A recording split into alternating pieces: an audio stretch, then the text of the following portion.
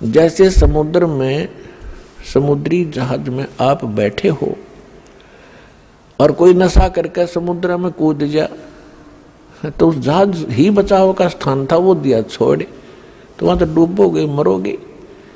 तो इस स्थान को छोड़कर पूरे विश्व में काल व्यवस्था है, इसको छोड़कर जहां भी जाओगे वहां आपको कोई प्रोटेक्शन नहीं होगा, दुख के अतिरिक्त कुछ नहीं मिलेगा।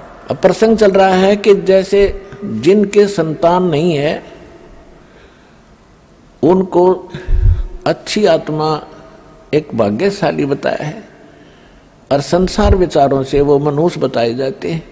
तो जगत और भगत की सोच में इतना अंतर सदा से रहा है, जिस कारण से आपस में ये झगड़े बने रहे। अब बुद्धिमान समाज है, खूब समझेगा, एजुकेटेड किया जाता ना आपको, बूढ़े से लेकर बालक तक, बहन बेटी माताएं सभी शिक्षित कर दी। और हमने ऐसे ऐसे इंस्ट्रूमेंट बना लिए, इंटरनेट लगा लिया और कंप्यूटर बना लिए, तो राम नाम का भी हम बनाएंगे भी इंटरनेट, इसमें भी इतना दिमाग लड़ाएंगे अपना। तो यहाँ परमात्मा कहते हैं कि जैसे एक लेवा एक देवा दूतम और कोई किसी का पिता नहीं पूतम।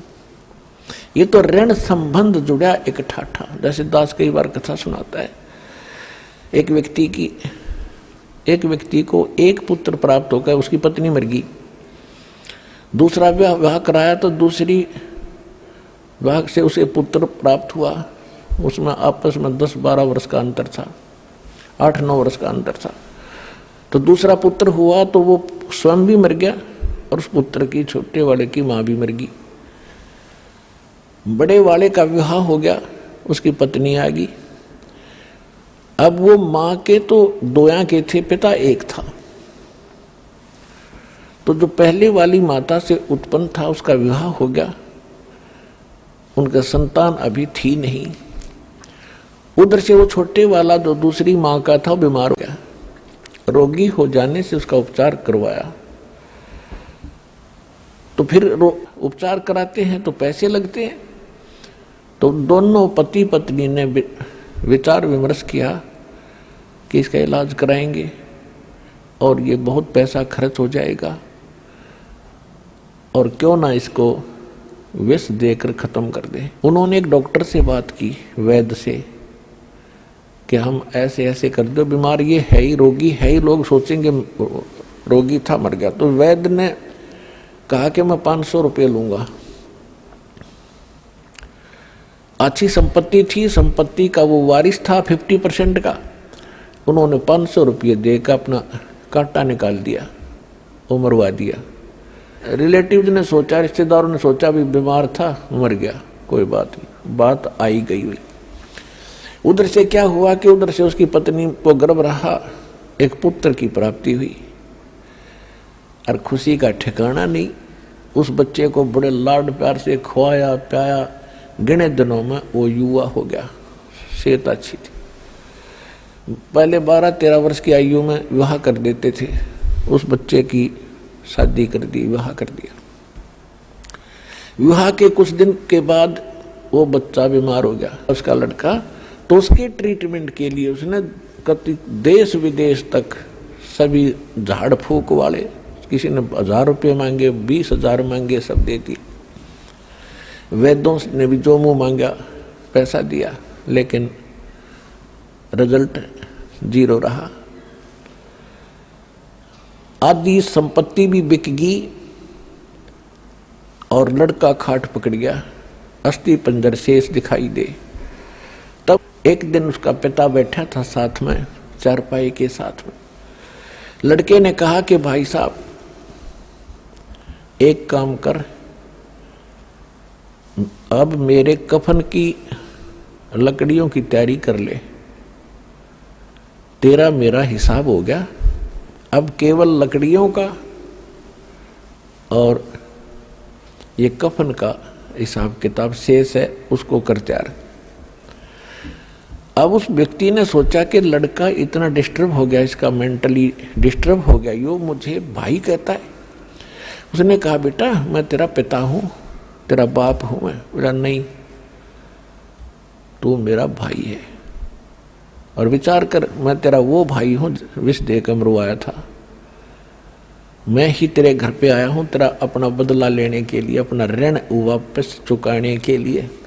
और जितनी मेरे हक की, मेरे राइट की संपत्ति थी, मेरे भाग की, वह पूरी खत्म हो चुकी है, अब तेरी शेष है। तब उसका पैर तले की धरती खिसक गई। अपने कुकृत्य का उसको याद आया। तब उसने पूछा कि अभी एक बात बता दे, मैंने तो जैसा जुल्म किया था मेरे सामने आ गया, एक ही पुत्र हुआ, आगे आस नहीं, मेरा तो कुल नाश हो ही गया। पर एक बात बता, हमने तो जो जुल्म किया तेरे साथ हमारे सामने आ गई, इस जो तेरे भाई आई है ये लड़की जिससे तेरा विवाह हुआ है, अब इसने के कौन सा पाप कर दिया, यह जिंदगी फूकी जाएगी तेरे साथ, क्योंकि उस समय सती प्रथा थी कि तेरे साथ या जीवित जलाई जाएगी, इसने कौन सा दोष कर दिया बेचारी ने। तो उसने बताया कि वो डॉक्टर कहाँ है, वैद्य कहाँ है जिसने मुझे विष दिया था कि तेरे 4 वर्ष के बाद उसकी मृत्यु होगी थी। तो लड़का कहने लगा ये वही दुष्ट आत्मा है, अब यह जिंदगी फूकी जाएगी। और ऐसा ही हुआ, ये कहकर शरीर छोड़ गया। तो यहाँ कहते हैं परमात्मा ने सूक्ष्म वेद में बताया है कि एक लेवा एक देवा दूतम, एक लेने आ रहा है एक देने आ रहा है, और कोई किसी का पिता नहीं पुत्र। ऋण संबंध जुड़ा एक ठाठा, अंत में सब 12 बाटा। और इसको फाइनल समझ लेना, जो भी आपका बेटा है या बेटी है, पिता या पुत्र है या माता है, पत्नी है, ये आपका लेन देन कोई ऋण है इनके साथ, ये पूरा करना पड़ेगा। अब ये है कि जैसे हमने किसी का ऋण देना है और हमारी इनकम इतनी है नहीं, तो हम हमेशा भयभीत से रहते हैं, लज्जित से रहते हैं। और यदि हमारी इनकम ठीक हो जाए तो ऋण दे देंगे, खुश होकर, क्या होगा, ऋण हो भी जाता है, कोई बड़ी बात नहीं।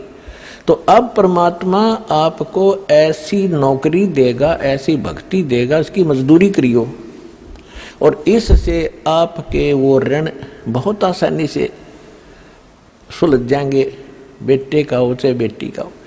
और फिर समर्थ के पास एक पावर है, मासा घटे न तिल बधे, विद ना लिखे जो लेख, सच्चा सतगुरु मेट कर ऊपर मार दे मेघ। आपका आपस का कोई ऋण देन है और आप शरण में आगे परमात्मा के, वो कैंसिल कर देगा, जा भाई मेरा तो ऋण था यो, और माफ कर दिया। बच्चों को मैं दूंगा तुम्हारे, इनको पालूंगा पोसूंगा, इनके संस्कार बनाऊंगा, आप हो ऋण मुक्त, आप भी पार, ये बच्चे भी पार हो जाएंगे। तो ऋण खत्म कर दिया दोनों का। जैसे एक बार सरकार ने, जो सरकार से लोन ले रखा था लोगों ने, गना हो गया था, ब्याज पे ब्याज चले था, बहुत परेशानियां थी। कुछ एक तो किसान आत्महत्या भी कर गए थे ऋण के मारे। फिर सरकार ने वो माफ कर दिया, हो गया बरी, बस खत्म हुई, टेंशन खत्म होगी। तो इसी प्रकार यह सच्ची सरकार है कबीर परमात्मा, आपके सारे ऋण माफ कर देगी, एक दूसरे का जेड़ा जो कति सुलझा देगी, और फिर भक्ति करेंगे। ऐसा विधान बनाया जाएगा, पुण्यात्मा और सबको स्वीकार्य होगा इस ज्ञान के आधार से। विवाह में कोई खर्च नहीं करेंगे हम, आगे बच्चों को कोई लेन देन हम नहीं करेंगे, क्योंकि फिर ऋण एक दूसरे फिर शुरू हो जाएगा। तो बच्चे भी इस बात को समझेंगे, बेटियां भी, हम यहाँ के हैं ही नहीं, हम तो सतलोक के वासी हैं, वहां जाएंगे, वहां कोई चीज का अभाव नहीं, वह ऐसी सृष्टि है, वहां जाकर परिवार बनेगा आपका। जो आपको यहाँ बेटा बेटी, पति पत्नी, माता पिता अच्छे लगते हैं, सारे भक्ति करो एज इट इज, वहां जाकर परिवार बन जाएगा। हमारे ये ठाठते हैं, इस गंदे लोग में रहना जरूरी है। आज आप किसी गांव में रह रहे हो और थोड़ी सी जमीन है, मुश्किल से हैंड टू माउथ हो रहे हो, और आपको किसी दूसरे राज्य में 100 एकड़ जमीन दे दे, लगा ट्यूबवेल हो और सारी सुविधा हो, बड़ा बड़ा मकान, और आपको कहें भाई चलो वहां, क्या करोगे आप? छोड़ उस 1.5 किले ने और चलो वो 2 मिनट में जा बैठोगे, झांको भी कोई ना उसकी तरफ। तो ऐसी स्थिति है सतलोक की, वहां जाओगे जब ठाठम ठाठ हो जाएंगे तुम्हारे।